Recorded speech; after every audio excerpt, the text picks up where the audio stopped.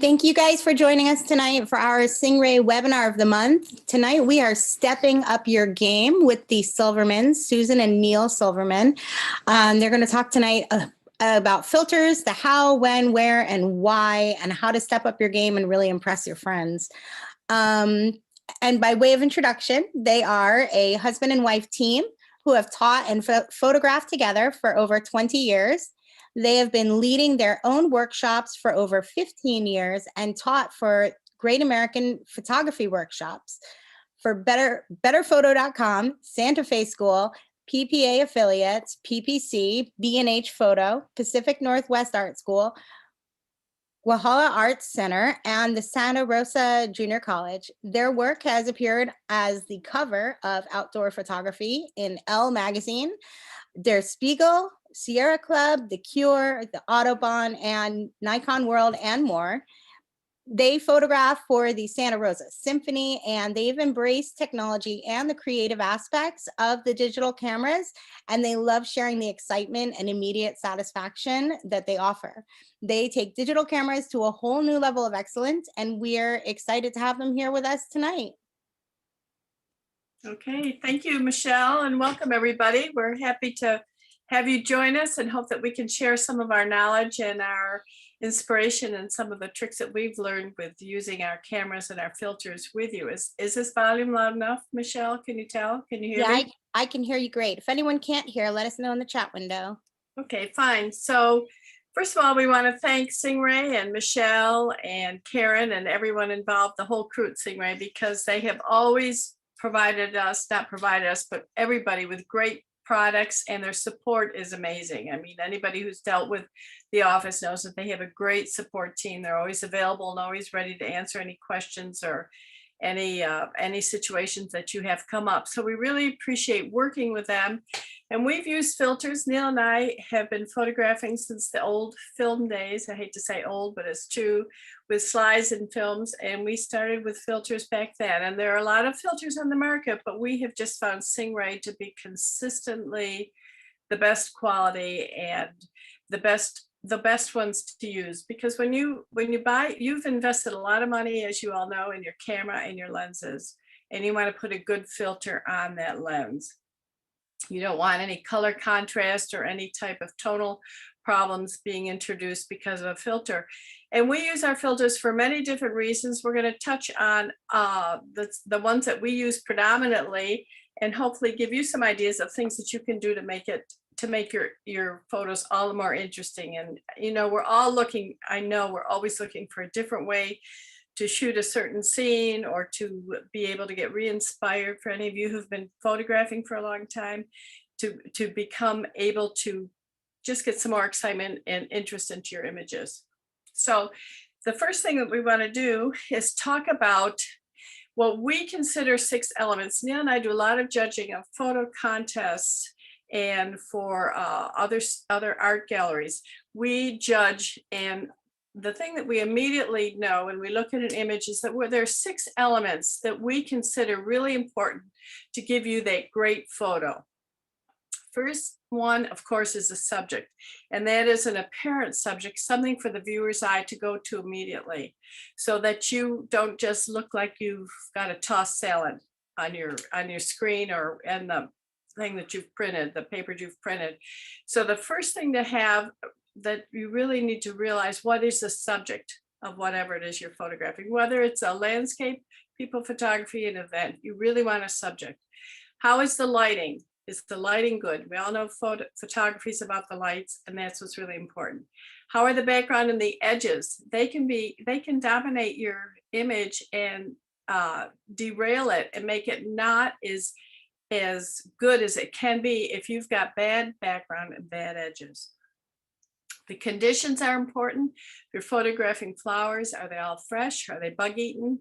Do you have a lot of out of focus leaves in your image that's going to degrade it terribly? The dynamic range, which most of you know what that is, but in case you don't, we always call that the exposure. You know, it's really important that you have detail, and this is where the filters can really come in and make a big part of your image successful. Do you have detail in most all of the elements of your photo? in the dark areas and in the light areas. And then your perspective. And that's what everybody wants to find, their own little niche, their own way of being able to say that somebody recognize and say, you know, I know you shot that because you've got a different way of viewing it and shooting it than someone else did. And so the filters can affect the subject in a way that you want to emphasize the subject. In lighting, obviously, to try to even out lighting where you have problems, and that's the dynamic range as well. And it can also cause problems with background and edges, and especially with the edges, if you start getting vignetting or darkening on the edges. And those are some of the little things that we'll talk about later. So these are what we consider to be your basic ABCs of getting a great image. If you've got all of this covered really well, you're going to have an image that you're going to be happy with and not one that you're going to want to delete. So filters are not always easy. Sometimes you have to think, gee, do I really want to use that filter? So why? Why would you want to bother with them? So we have what we consider good impetus to make us really want to use our filters. First of all, if you're able to create your exposure and capture it through the camera, as I said, we like to do it. I believe I said it. We like to get our photos in the camera rather than try to fix them on the computer. We do relatively lot amount of Photoshop and Lightroom and other editing programs, but we do it for creativity, not to try and fix something. So our point of view is get it right in the camera, and you'll have less time at the computer. These filters very often will help you get the shot in the camera rather than having to come back and sit down at the computer. And you know, with landscape, the reason we take up photography is so we could be wherever we want to be taking the picture, not home sitting at a computer. So it'll expand your time outdoors or wherever you are and less time indoors. But the other thing is, you know, you got the shot at the time. You know you got a winner.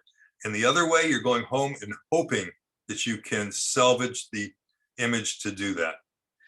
And so you have less time to, and you know, if you get a filter on and it really looks great on the back of your screen, it's going to encourage you to keep shooting. You're going to stay there instead of thinking, oh, this isn't working out, maybe I'll move somewhere else. It's going to encourage you to keep shooting. And it's also going to help slow you down. And I know that most of us, anybody who shot pre-digital, we all took time and we really composed our image. And then we maybe percentage wise had more keepers because you were slowed down. You took your time. You knew you had just so many shots on a roll of film or on your slide roll. And so this way, when you're slowed down a bit because you're using the filter and you're thinking about your composition a little bit more, it's going to just give you much better results. We feel that you'll really get a lot more better results than you would without it if you were just clicking away. Your drama is going to increase. You're going to increase in drama. You'll see with the skies and the clouds and a lot of things that happen with the greenery that just punches up everything really well. Your dynamic range, balance of dynamic range, that's where we're talking about the exposure. You're going to have your lights and your darks come within a range. You know, our eyes can see everything. When we look at a scene, our eyes can see detail in the dark and light areas, but the camera can't. Haven't proven as good as the human eyeball yet. So you're going to have those areas where there is no detail, but if you use these filters and you can use them in the correct way, very often you're going to get a lot more detail in your dark and light areas. So you're going to have more interest and more information and data within your photo scene. And no telltale HDR results. Well, have you ever looked at a picture and thought, oh, that's HDR. Somebody did HDR with that. You know, sometimes people can overuse it. It can be very good when you take, and then an HDR image, for those of you who might not know, is the camera you would take, for example, just to be minimal, 3 exposures, an underexposed, overexposed, and a correctly exposed image. And then you would put them together in the computer. Some cameras do it, but if we do any HDR, we do it within the computer. And sometimes these can just look fake. And it just doesn't, it's not as successful. But you hardly ever have anybody say, oh, they must have used a filter on that, a neutral density filter. So it's really, it's just much more natural, and it gives you a much more true image for what you saw at the time. We talk about emphasizing the foreground, and this is particularly important with the scenic and the grand scenic that you're looking at. If you have a foreground object, something for the eye to go into and see, and then you have interest throughout the image, your viewer is going to really enjoy it. You're going to enjoy that photo a lot more. So we always try to get a foreground image, whether it's a rock. Here in this image, you see the Moki rocks right here on the lower right. There's something to pull your eye in and then take you back throughout the scene.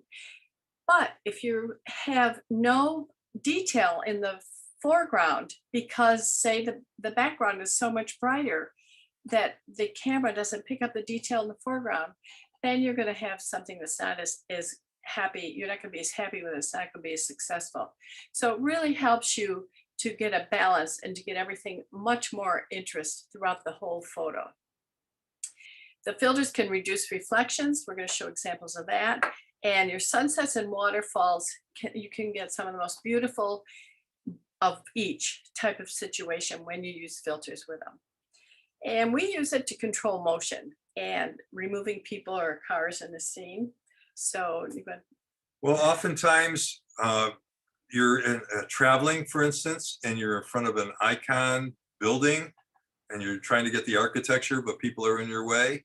And if you can take a longer exposure where the people don't show in the scene, it's a real plus. Because they're moving and they've moved out of the scene. So we're going to start out talking about the polarizer. We tend to like water that's a little ethereal and on the soft side. We do take plenty of pictures where the droplets are frozen, everything's frozen, but this is something that we really enjoy and we try to achieve with a lot of our water photographs. So when you're using a polarizer, the best time to think about using it is when the sun is at a right angle to the camera, and that's for clouds and skies. So if you're trying to pop up those white clouds or make the skies look great, that's the best time to really use that polarizer. Polarizer can also help cut through the haze in the air. Sometimes you can get out, you can be there for the sunrise. It's beautiful, but everything looks a little smazy or hazy. You know, if you put that polarizer on, very often you can cut through that haze. So it's really worthwhile to try it if you're in that kind of a situation. You can remove your shine and reflections from leaves, glass, water, metals, anything. And we're going to show you some examples of that too. And we talked about bringing the dynamic range together, getting your exposure more within what the camera can handle, adding contrast. You know, isn't that the old classic thing? If somebody looks at a photo and says, well, you should add more, can you add more contrast? I mean, we all want a little bit more extra contrast very often in our photos, just to give it that little extra punch and pizzazz. And the filters can help you do that. And we talk about slowing shutter by choice. You know, you don't want to slow shutter speed if it's not the situation where you're in control and it's something that you want. That's something that the filters can help you do it. We enjoy panning, especially if we travel. And it's always fun to get some panning shots, which we'll talk about the technique in just a minute. But the polarizer can help you if it's really bright and it's too bright to be able to be successful, the light around you. With your panning, the polarizer can help bring it down so that you're successful. An intentional movement for creative effects is something that we just love to do, and we will get into that in just a minute. So this is for a have and have not photo. Nothing particularly artistic about this, but look at the change just in the asphalt, just from having the polarizer. And I'm going to say right off, our polarizers, our filters are all the Singh-Ray. And we personally lean towards the warming. That's just what we like. So our polarizers are circular and they're the warming polarizers. But here you have the non-polarized, and here you have what the mountain that's brought out in the sky to give you some interest, just to see the difference in the two. Here we've removed the reflection from the water. And the reflection from the leaves. And from the leaves. And the color that's brought out by doing that. Even the moss or the little leaves on the rock in the background. This is more subtle, but you can see the difference. Take a look at the ferns and even the brown of the redwoods. And you see how it's taken the glare off of that. And the only difference between these two is with and without the polarizer.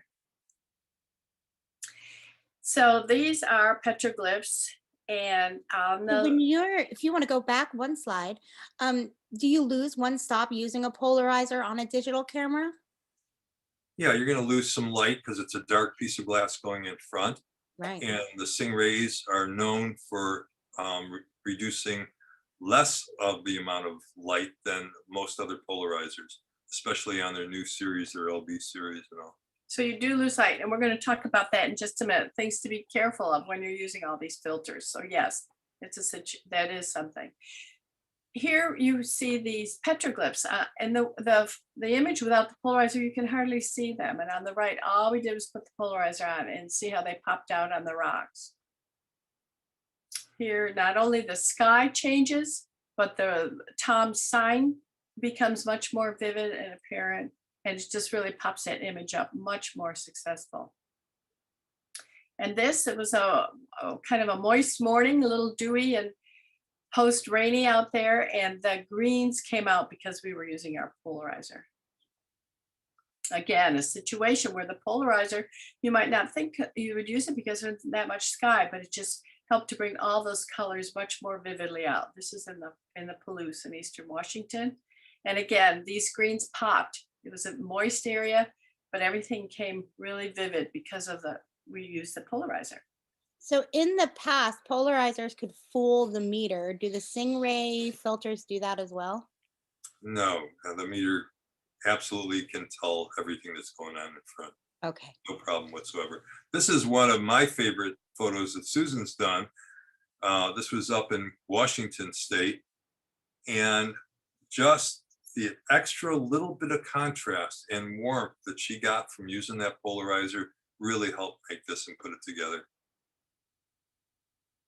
We, as I said, we like our water silky, and there you have it. We use this polarizer to soften this water.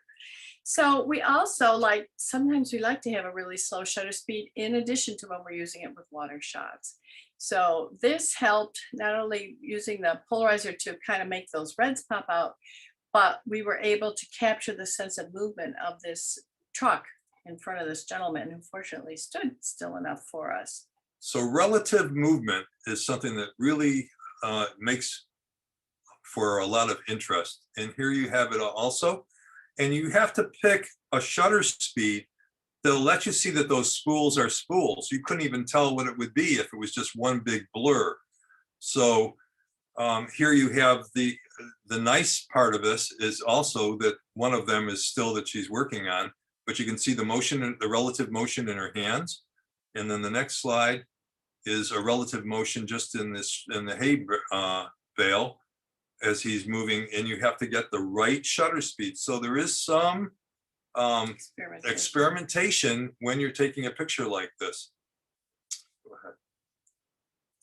So we also love to slow our speed for creative, intentional camera movement. And this is kind of not a very attractive forest scene. On the left, you see the highway orange pole in the foreground, and not something that's really caught our eye, but we intentionally move our camera. And so we have the polarizer on and we move the camera up and down, up and down, or up or down, or it could be the combination of up and down.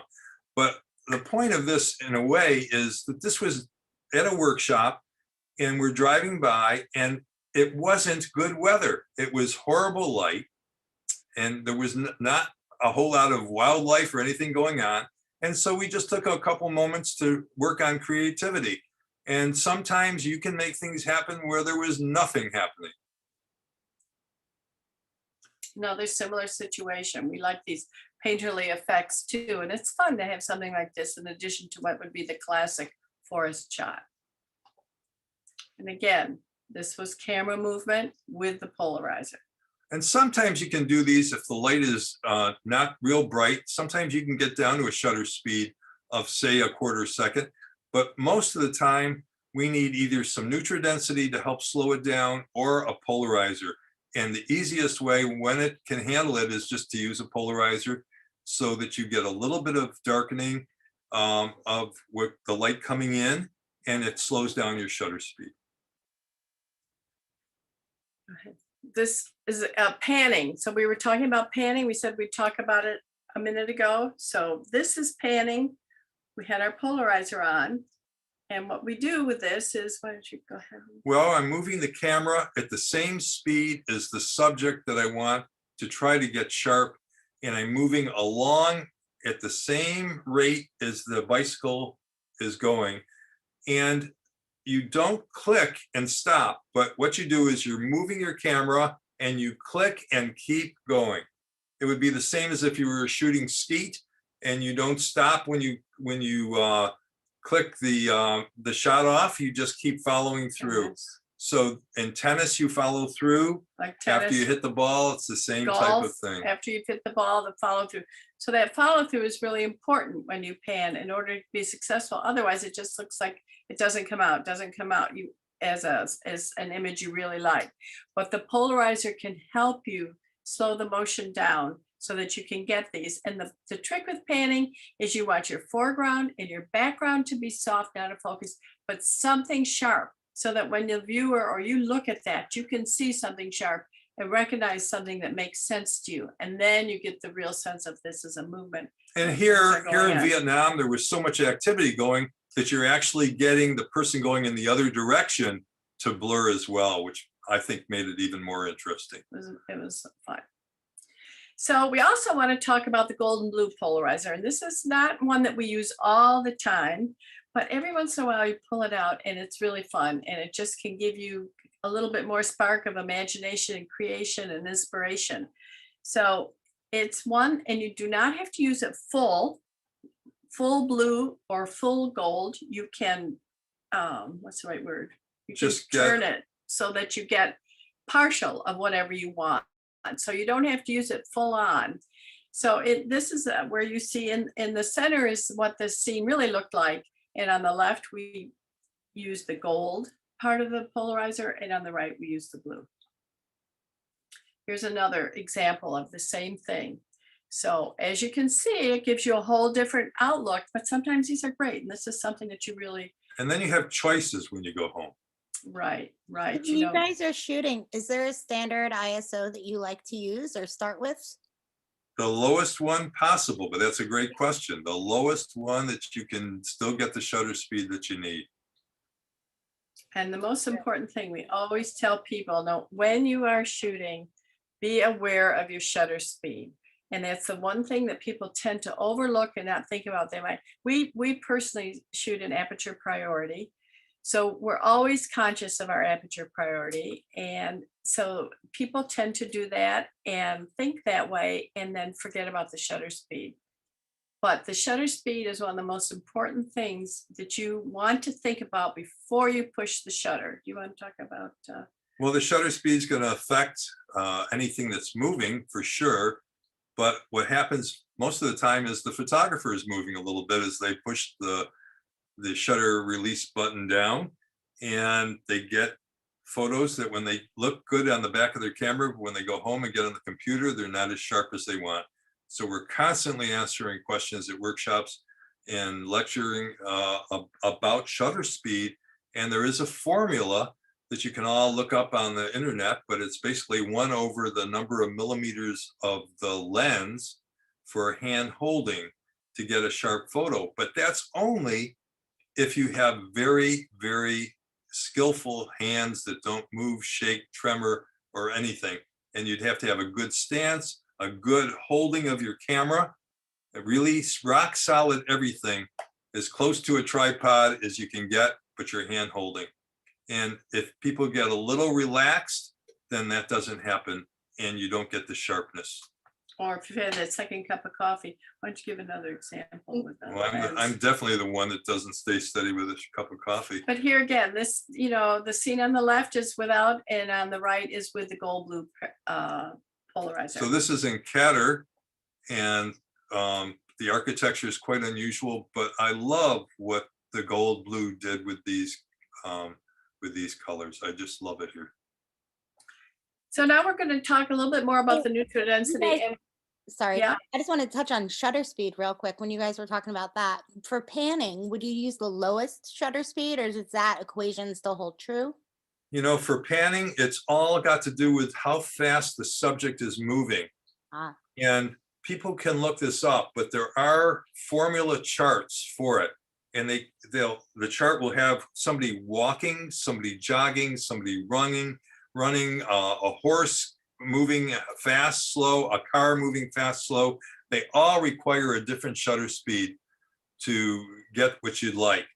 But I find the most frequent ones that we use tend to be around a 15th of a second, a 10th of a second, a 30th of a second, somewhere between a 10 and a 30th of a second for most things that aren't like going really fast or a racing car, that type of thing. I okay. hope that helps. Thank you. Okay, so we want to talk about the neutral density, the graduated neutral and the full neutral density. First of all, again, the graduated can help control your dynamic range. We talked about getting your exposure that's more universal for that particular image so that it works well for you. Brings out the detail. Again, these are great. You need a graduated neutral density. If you're photographing a landscape and you've got something in the foreground and there's a bright background, you need that neutral density filter to be able to bring out the accent and the importance of the foreground object. And the next one is that you can use a partial corner freehand.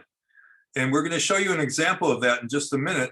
But sometimes there's just one little area that's too bright and it isn't across the entire image. And you can actually just hold a corner of the neutral density and move it a little bit if you'd like. That's the way I like to do it so I don't get any sharp delineation of where it was. And that'll hold back that bright area and just let the whole picture come to fruition. Sunsets and sunrises, and we're going to show you some of those too and tell you how those are so important to have that neutral density with you. The full neutral density, again, for panning in bright light, if you enjoy that panning or you're inspired to try it, the full neutral density is what will really help you get successful images. You can slow down your water, your clouds, people moving, as we said. You can even have people move not appear in a scenic scene, a city scene. If you're able to use that neutral, full neutral density filter, you can eliminate the people, so to speak. So, and what this will do, what these do is they extend your midday. Most of us know about the golden light, which is early in the morning, sunrise time, sunset time, but you can shoot sometimes into the midday too. If you're able to use these filters and you have them as part of your toolbox, you can shoot longer because you're able to control the light more. So it gives you more time to be able to be out with your camera rather than saying, oh, I wish I'd been here and when it was earlier or later. Sometimes you can extend your shooting time a lot more. And the full neutral density definitely adds moods to your images. So you want to get a little bit more mood, ambiance in your images, the full neutral density. You know, on this picture here on the right, you not only have a little bit of a mood that's created from using it, but not having it on there, you would never have the reflections as strong as they are here. So sometimes when you smooth out the water, you can increase the ability to see those reflections. I know there's some wonderful pictures at Yosemite, at Yellowstone, at a lot of the national parks where that's really true. This is a Laguna area near where we live. And if there's a ripple in the water, you will not see that kind of reflection. And it really can add strength to your pictures. So here's a split neutral density, a soft neutral density filter. We're just holding it up only so that you can see where it affects the sky and how. And here it is in place for the photograph. Same here. So one of the things, we are aperture shooters pretty much, but this is a time when I like to go into manual exposure and take a manual exposure on the foreground where I want it to stay pretty much the same, and then just put the neutral density soft graduated filter in and bring it down to where it affects the sky and not the foreground. If I need a little more in the foreground, I can bring it down just a little more. So here I brought it down just a little bit more. So the very bright tan area, beige area on the right still got to settle in a little more. And then the foreground stayed pretty much the same. So this is done with a soft edge, right? Do you travel both with the hard and the soft edge usually? Yes, absolutely. And what strengths? I'm not sure I understand the question. Maybe they need to clarify. The strengths, well, the ones that we use the most are the 2-stop and the 3-stop. But sometimes you need to combine both and sandwich them together. And with the quality of the Singh-Ray filters, you can actually do that and still come up with a really exquisite image. A 1-stop is a nice thing to have some of the time. You get to use that, where just that little subtle difference makes the picture and you nailed it right on the spot. Again, this is with the 3-stop neutral density. And if you notice in the image, the lower right image, you see the ocean in the foreground. This is a river, it goes into the ocean. And the top, it was so washed out and overexposed that you didn't even realize there was an ocean there. So it really helps bring out the detail where you want it.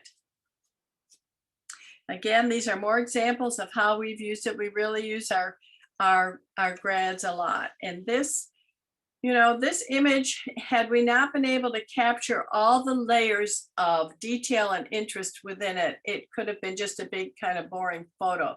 But this way you've got your layers and you've got something to pull your eye further and further throughout the image to take you through the whole situation. Oh, Now, here's the place. The Yep. filters, someone wants to know if they're glass or plastic or acrylic. They're some composite resin, but I don't really know scientifically. I didn't know if you wanted to take that one. So yeah, some of them are made of glass and some of them are made of resin. And I know the ones that are made of resin, I think it was invented for the spaceship or something like that, something crazy. So Yeah, and here, this is a resin type filter, and I'm taking the corner and just moving it right into that Your hand in area. front of them. So my hand is just moving up and down, maybe up and down and circular during this exposure. And of course, the longer the exposure, the more control you can have over that. But if I didn't do that, the bright area, the bright orange area at the top would just be blown out completely with no detail whatsoever. So this could not be, there's just no way to have made this unless you did a whole bunch of bracketed exposures, did a lot of time in Photoshop trying to bring them together, and then you still don't know if you nailed it or not. But here, right when you do it, you're done. You know you've got it. And the full neutral, this is a friend of ours. Tell them about Phil. Well, this is Phil Lewenthal, who lives in Northern California and who was on the coast photographing with a polarizer and trying to get slow water and doing quite well at it, actually. However, I loaned him a 10-stop Singh-Ray neutral density, more slow neutral density filter. And I could not believe that within a couple days of using that filter, he could come up with this quality of a picture with no experience with the neutral densities at all. It just really spoke to me about what this whole thing is about, to see somebody come through that fast and have that kind of control. So it isn't like you have to have a master's degree in photography to be able to take these pictures. You need good equipment and this kind of quality filter. And he was pretty much self-taught himself in a couple of days. But I'm showing you this because I didn't take the picture, but somebody new to it could do it that fast. I think it was amazing. And again, here's what you can do with your water with the variable neutral density. So you can have your crisp crashing waves on the left or more of the soft that we go for. So this way, you know, you're in a situation you can use both with and without the filter, and you go home and you have your choice. You have for whatever the mood is that you want to portray. And this is a good sense of what the variable neutral. We have a little, should I go on to the next? Do you want to talk about this? So the variable has the polarizer in there as well as, at least ours, we have the dual that has the polarizer in it, and it has the neutral density, so you can do them independently, control them independently. You can turn both rings and get the amount of polarization you want, and then take the outer ring and just put in how much neutral density you want, anywhere from a little over 2 stops to 8 stops of neutral density, and it's all in one little package. Here, I'm going to show you. This is, you have to start it down below, I think. Here we go. So just turning it, you can see that you can get different densities, and you can just choose the amount of density that you want, and that helps you get the shutter speed that you want. Again, this is in Virginia, and this variable neutral gave us the sense that we wanted with this waterfalls in this river. And here it is. This is a very small pond, small falls near us, but after the rains, and we again, this is something we liked, the warming brought out the warmth in it, and it just controlled the water to what we wanted to do. Now we want to talk to you a little bit about the reverse neutral density. I don't know if many of you are familiar with this, but if you are someone who enjoys sunsets and sunrise, this is a great filter to have in your toolbox. And you can see it. Really, sorry, can we go back to the variable ND? We have a really good question. Yeah. To the what? Variable. Variable ND. So someone said the lines on the variable ND are not calibrated according to the stops. So I find the setting of the exposure challenging. How do you determine how many stops have been set when you turn the filter? Well, that's a good question. And experience helps for one thing. Some people put marks on it, and they either can take a little tape and put a little triangle of tape in different places, or take a pen and mark it. I don't do that, but I know that when I'm all the way to the left, or however you're looking at your angulation, I know that I can see through it, and I'm at the minimum amount, and then I go toward the max. And as I'm going, I really am looking for what's going to get me the shutter speed that I want. So I don't really care if I'm at 2.7 stops or 3.5 stops. I'm really trying to get the effect that I want. So I don't maybe make it that scientific. I think it's more of a creative tool if you want to make it that way. And some people that use, say, a 10 stop on everything, and they always do the exact same numbers and everything, maybe all the pictures start looking alike too. So you can get silky texture, you can get a milky texture, you can get something with more texture. All those different things are all in your bag of tricks when you have these things. And I think you don't have to know the exact number. Right. And there are lines, I just wanted to clarify, there are marks on the filter. Absolutely. But they're there as reference points. So like you said, you have Yes. really good tips for working around that. Very good. And when I go to get the exposure, I can take the exposure without that in place. And then when I put it in place, I can see how it's affecting my meter from the plus to the minus. And then I can try to balance that out to get a proper exposure. I will say that if you do the regular math and figure out how to change your shutter speed by how many stops, I usually have to give it more exposure in the end. If I do the exact math from a 60th to a 30th to a 15th or whatever, the more I have to change that, the more I'm going to do overexposure in the end. And I believe that Singh-Ray has a chart that probably is still available. I remember seeing it years ago, where they actually had examples of those exposures and how much to overexpose. So Okay. do you have tips for long exposures using the very ND? By being off by more than one stop makes a really meaningful difference in exposure. So do you have tips as far as the long exposures go? My biggest tip would be to overexpose more than underexpose when you're trying to get that first picture to see where you're at. Yeah. And there is some experimentation. But you know, the fun, it really is fun that when you change your shutter speed, maybe you're doing a waterfall and you're at a quarter second, a third of a second, a half second, and to see those differences in the texture or the silkiness. I mean, sometimes you'll take 3-4 pictures, not because you need that to get one good one, but because when you go home, you've got these different textural differences to have choices. Right. And sometimes those choices have different places of use too.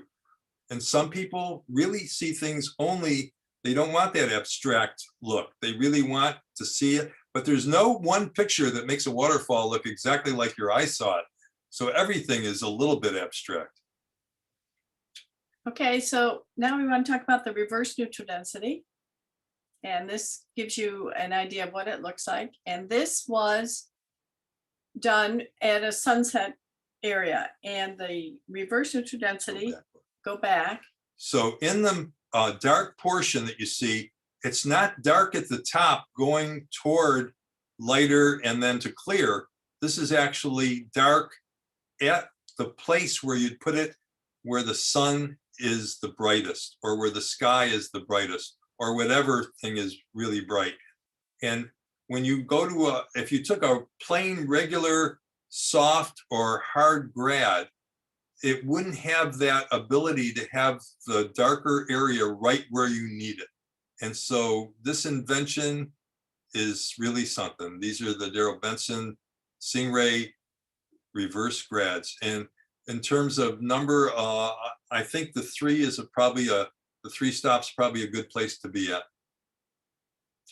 So as you can see, the bright area is really down right at the horizon where the sun is setting, but this holds interest throughout the image. Same here. And I think this was one of the first times I mean, this is really old. This was done with film. And I remember there were a bunch of us all standing at a viewpoint, taking a picture of this. If you have the reverse and there's 10 other people there and they don't have the reverse, no one can get that detail in the foreground and still have the sky look right. And it was just, I mean, this is really a long time ago, but I was so sold after this on the reverse. I can't tell you, it was just an amazing change in the way I saw photography from then on. So Paul said he has a challenge with the reverse grad causing too much darkness in the horizon. Are my horizons just not flat enough? Do you have ideas or help? Maybe need less, you know, a 2-stop instead of a 3-stop, or maybe just to move it a little bit, either up or down to get what you need. Now, one of the things I do, so I don't know how okay this is with some of you, but I handhold my filters when they're rectangular filters, and I move it up and down just a little bit during the exposure, because most of these things are slower exposures when you're at sunset, sunrise, that type of thing. It's not the middle of the day when you're doing that. And it's long enough to just give it a little tiny move up and down with the filter. Now you have to be careful not to move your lens or your camera when you do it, but I'm usually on a tripod when I'm doing that. And so movement has not ever been a problem with that.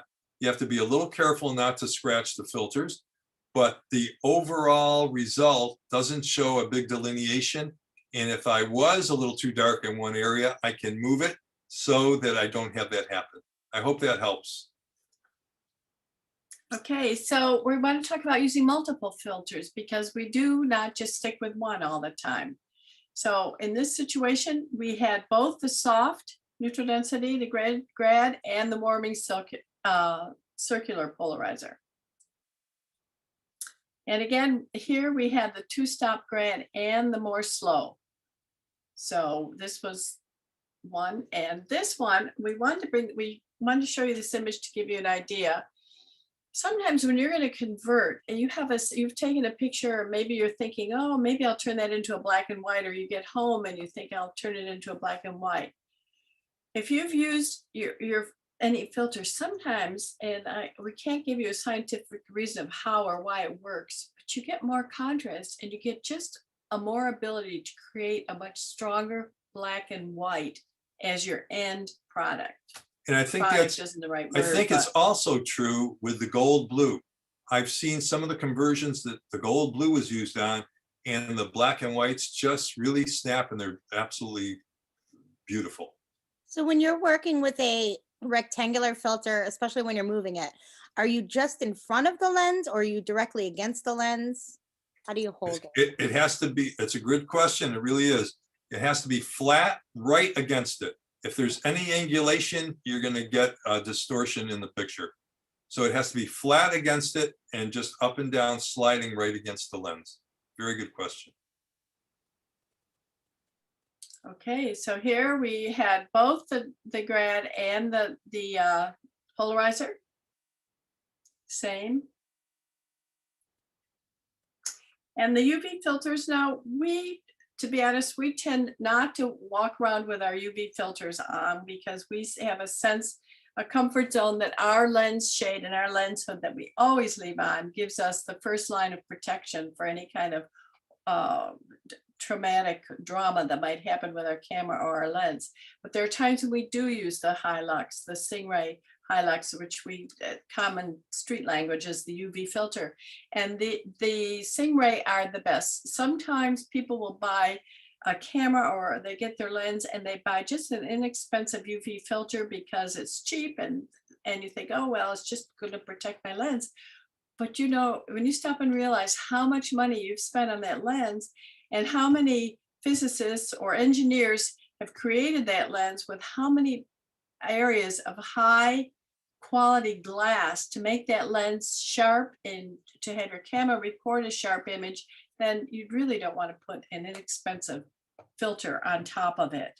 So it's something that although people think, oh, it's not that important, it is. It's really important, and it's gonna prevent a lot of disappointment that you might have with your images. So some of the places we use it are when we're doing commercial work. We do some in the shipyards and the welding's going on. And the one lens that I used without a filter because it couldn't take it was like a 14 with a big bulbous glass on it, and there's nothing really that can go right against that. And don't you think a spark hit it and put a little nick in it?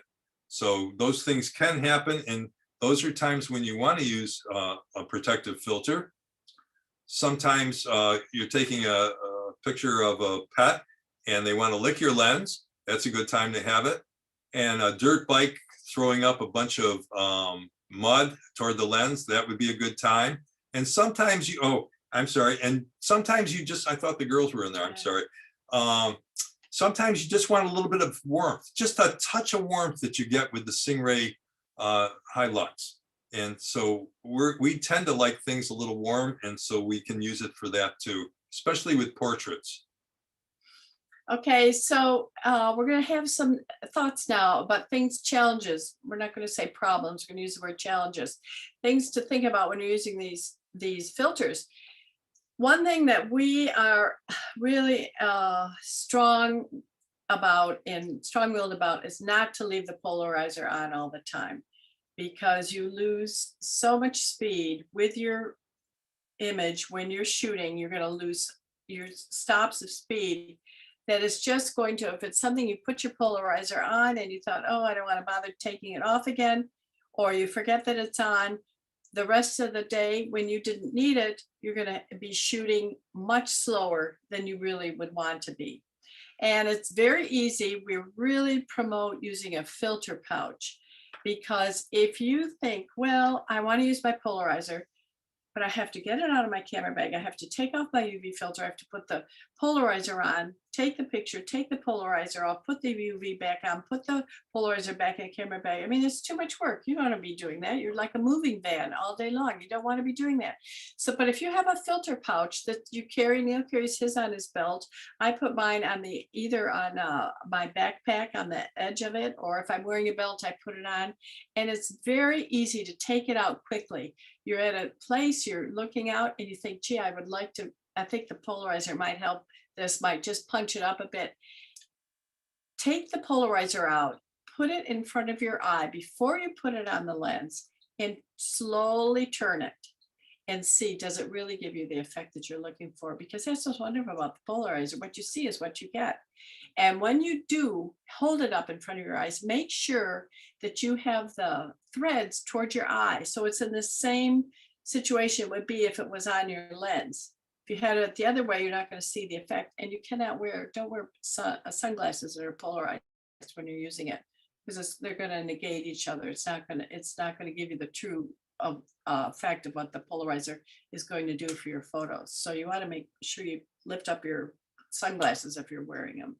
And one of the problems that can happen if you're ever putting one filter onto another filter, or even if it ever gets stuck onto your lens for any reason, it's nice just to have a rubber band or a couple different rubber bands, different sizes and thicknesses, where maybe you can get a purchase and get a grab to be able to take the filter off. So it's something that we've found that's just really been helpful to have with you. You can get vignetting. If you have double filters, if you have your polarizer and the UV on, you can end up with some vignetting, which is not, you know, they can ruin many good shots. And the vignetting is a darkening in the corners on your image. And it's not pretty. It's not like an artistic vignetting. So it's something you really don't want unless you're putting it in intentionally. Wide angle lenses can vignette. And you know, sometimes with the polarizer, you don't, maybe if you're at high altitudes and you're using almost a wide angle lens, you don't necessarily want it all the way polarized. You want to back it off a little bit to make your sky more even. So actually that point that Susan just made is a really big one. Just because you've got a polarizer that can turn and it can polarize a lot, when you're going anything toward wide angle, you probably don't want to do it all the way because it gets uneven from one edge to the other edge going across. Your sky. So what So, wide, and what wide lens sizes are you guys typically using? Anything from 14, 20, 24, 28, 12 to 35. 24, I mean, yeah. they're all have problems when you start stacking things in front. Right. And then And- back to your sunglasses. Someone said, I assumed my polarized sunglasses are showing me what the polarizer will do. Is the axis of the camera polarizer different than my fixed polarized sunglasses? Oh, well, it's a great question. You know, we have some polarized sunglasses and we have others that aren't. And I have thought about that myself at different times, but somehow the polarization is different in those glasses, at least the ones we have, than what I see through the polarizer. And the color is different. Some are more of a brown, yellow type of thing. Some are more of a blue. I never was able to absolutely predict what it would do, but maybe somebody's got some that can do that better, but I just never found it to be true. So I really hate if I make a mistake and I have my polarized glasses on for some reason and I'm out there and I want to pick up a polarizer. I'm in trouble. I can't really tell what's going on. We always take our sunglasses off when we're out shooting like that. Right. Step-up rings, you're going to hear people talk about them, and step-up rings are a nice thing to have because you can buy a filter that's perhaps larger than one lens you have. You buy a step-up ring, so then that filter will fit that lens. But again, this is one of those things that you think, oh, it's just a step-up ring. It's not that important. I can just buy an inexpensive one.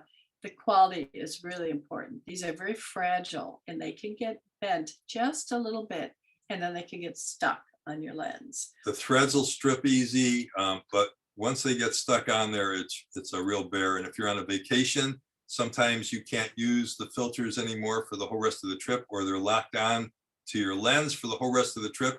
So you're shooting 2 or 4 times slower on the whole trip just because it's all stuck on there. So we just really caution you to be sure you get good quality if you're going to go with a step-up ring. Yeah. I mean, I know there's some things on YouTube that I've been shown where somebody will say, oh, you can buy these things for $1 or $2, but I don't think you want that one to put your polarizer on. Well, and Singh-Ray has some step-up rings that they recommend that are available on singray.com as well. Yeah, I think they have some Bowers and they're much better quality than the thing that would be $1. Right. And also talk about the eyepiece with the neutral density. And we're going to show you some examples in a minute. Well, when you're using a full neutral density filter on your lens, you'll want to always cover the eyepiece. Some cameras have something that where you just flip it, click it, and it'll close the eyepiece. Otherwise, you want to put a piece of tape on there or stand so close to it that no light can get in. And then you also, to keep light leaks from coming in, should cover your lens with some type of a cloth that'll help keep light leaks out as well. And then the swatching for lens flare, we're going to go into that in just 1 minute. So, or less than a minute. But here's the sun coming into the lens and causing all kinds of problems with taking a picture with it. A lens hood or lens shade can reduce that, but if the sun gets low enough in the horizon, even that needs to have the sun blocked to take a good picture. So here's the, on the left, you can see there's actually a flare going into the lens. And then Susan is just helping this gentleman by holding her hat to keep it. And you can see now the flare is gone and he can take a really good picture. And here's lens flare on the left. If you didn't see the picture on the right, it might look okay to you, but this is just putting a lens hood on. And sometimes when you're using some of these filters, you won't be able to use your lens hood or your lens shade. They may not fit on over a certain polarizers, or when you're using a soft or a hard grad, you'll have the same type of problem. You can't just put a lens shade on and do that because you've got to have it against the lens, not in front of the lens shade. So you either have to block it with your hand, a hat, or somebody coming by to say, would you please just block the light for a second? But when it makes these kinds of differences, it's really important. So on the left, you see this, what we always call the circle of confusion, flare coming into the lens, but it's more than that. Not only getting rid of those, but look at the difference in the saturation on the right of the foreground and the background. So it's really important to be aware of that. And the flare can come not only from a sun coming in, can come from reflections from the water, from cement, from leaves. So those reflections can always come up and fool you and just dilute what you wanted. And here on the left, you'll see where light leaked in through the viewfinder, because I didn't always know that you had to close the viewfinder. And so here you can see light leaking in through the viewfinder, and here it is with the viewfinder closed. I mean, it is such a dramatic difference when the sun really gets into the viewfinder there. Okay, so thank you, and we're happy to take any questions that anybody might have, and hopefully we can answer them. And yeah, I've been holding back a few of them. You had a seascape that was roughly a 2-to-1 pano. Do you advocate that ratio? This is pretty early on. Well, I have never thought about the ratio when I'm doing a pano. No. When I do a pano, the way I do it is pretty much to find the middle of what I want in the composition, and then start maybe on the left and keep taking pictures till I go over to the right. But I've never thought about it that way. Can you flip the graduated ND instead of just using the reverse ND? Absolutely, we do that. And there are times where something in the foreground is brighter, and then we want to hold that back a little bit. So that works perfectly like doing that. And there are times when you can actually put two together, one with the darker portion on the bottom, one with the darker portion on the top, sandwich them, and find what kind of movement you need to do to get something in the middle area to show up better when you have a bright bottom and a bright top. So that is done, not frequently, but we do it. Yes, it's a good question, really good. And then to clarify what the filters are made of, I've got my Singh-Ray counterparts here. We use the highest quality optical glass compared to that used by NASA. So it's the glass that's comparable to NASA. And the resin filters are made from optical grade CR39 resin. So for the folks out there who know what that means. Here's your reminder. But that way I'm not remiss. Alexa, stop. I'm so sorry. She has that way about her, doesn't she? It does. All right. So is light leak an issue when you use a mirrorless camera? You know, I don't have the answer for that. I don't own a mirrorless camera, but I have heard that it's less of an issue, but I am no expert on that. I don't have my mirrorless yet. I think we're all going to have them in about 3 years. Probably that's all we'll have. I was in a camera store the other day, and they are basically not selling anything but mirrorless anymore. Okay. So we're all headed there. We're all going to have to learn it, but I do not know the answers to that really well. One of our attendees, Jim, says there is no light leak with mirrorless. Good. Very good. Good to know. Let's see, we've got more. Someone asked, did you say that you used a hood? Because you can't use a filter in a hood, right?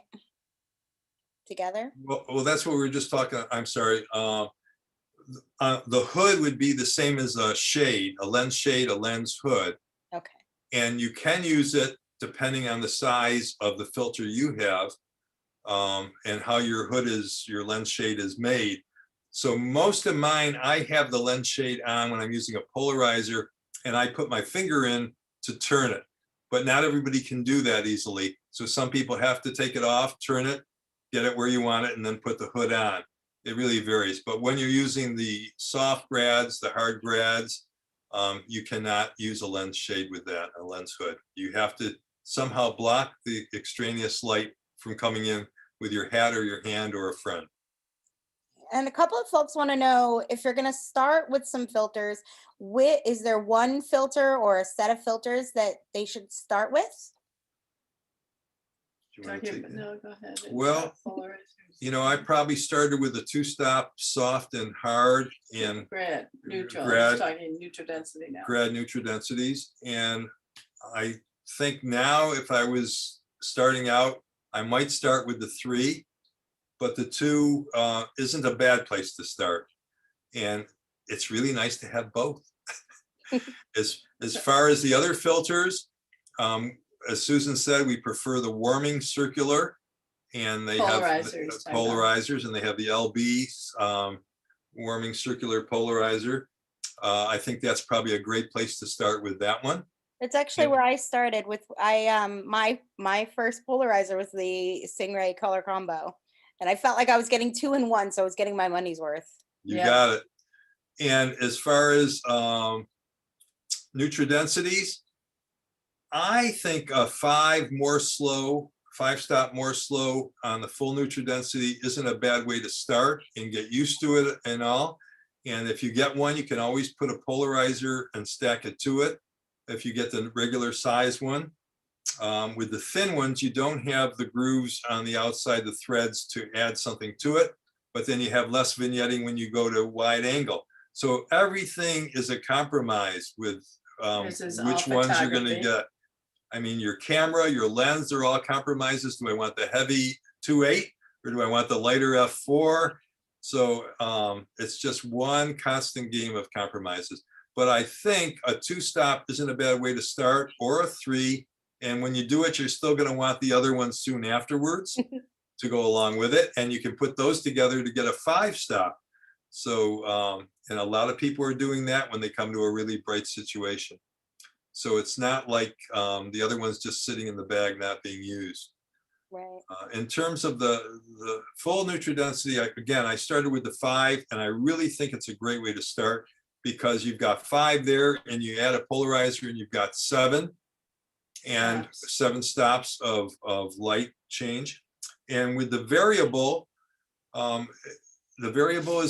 is unbelievable filter because you can turn it to where it's relatively clear and you can still make your composition and focus and do all of that in there. But it's thick. Even the thinnest one is kind of thick and causes some vignetting when you're using real wide. And I tend to be using a lot of wide stuff on landscapes. So you have to learn to deal with it and figure out what your limitations are and how you're going to handle that. I hope that helps for starting out. And then Linda wanted to know, what shutter speed do you use in general for purposeful, pleasing blur? Wow, that is so independent. It's so dependent on how fast the movement is of whatever you're photographing. But I would say if it's a waterfall type of situation, or at the ocean and the waves are crashing on the rocks, somewhere between a 1/2 stop, 1/3 of a stop, 1/4 of a stop are pretty magical numbers. So it's a great question. I hope that helps you get started with doing that. And then someone asked, do you experience any color shift using the Singh-Ray NDs? I don't recognize a lot of color shifts. Some people say when you get into the really heavy duty dark ones, maybe you get a slight warming. but it's never been enough. Never been an issue for us. It's never turned into an issue, but we have known issues with other brands of filters where they're not consistent and where they do cause a color shift. So for us, if there's any minor tweak, we do use Lightroom, and it might be a 1 millimeter slide or 2 millimeter slide of the slider to correct for it. Never enough to worry about, think about, or spend any time about. And then how much are you using filters that screw on versus the rectangular ones that fit in frames? Well, they all screw on except for the soft grad, hard grad, and those are the ones. So we pretty much are using screw-on filters most of the time. And do you ever use an IR filter? You know, we have a dedicated IR camera, and Singh-Ray makes a filter for doing that, but I'm not familiar with it. I just don't know much about it at all.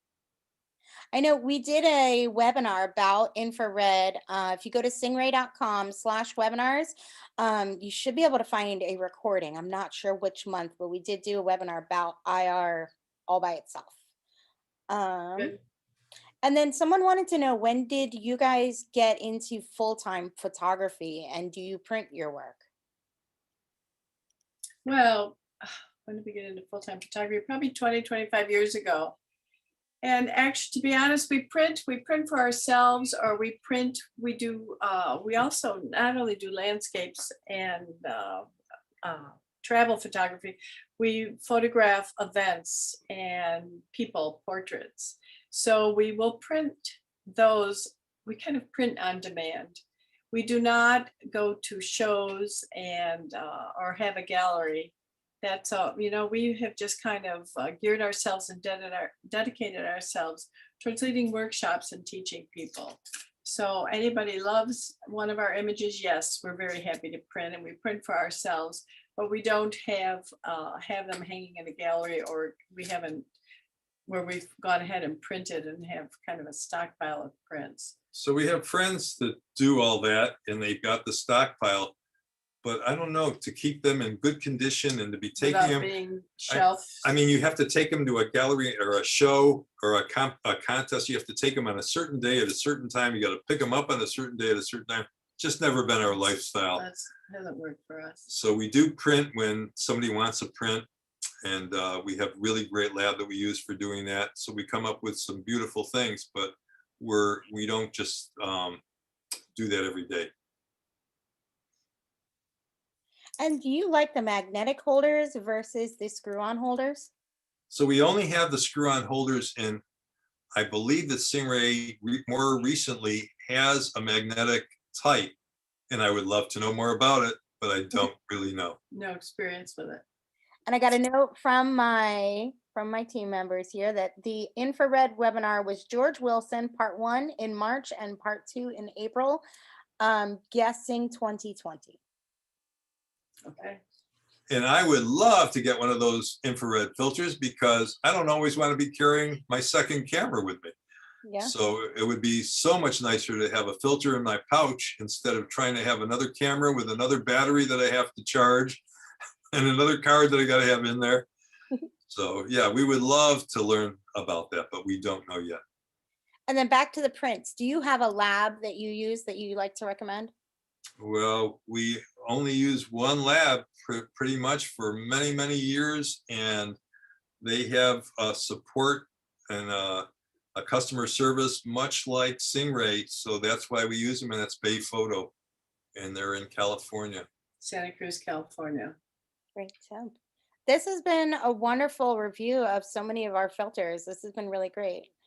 Thank you. I think we're done with the questions. So thank you guys so much for joining us tonight. And like I said, it's just a wonderful back to basics sort of webinar. And this has been, I've enjoyed it.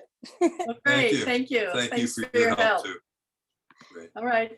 Stay safe, everyone, and Thank enjoy you everyone shooting. for joining us. And the one thing I want to say before we hang up is that you must always remember that when we all are taking pictures and doing it, you're doing it for yourself. So you want to please yourself and always maintain the joy of taking photos, because it's a wonderful thing to do.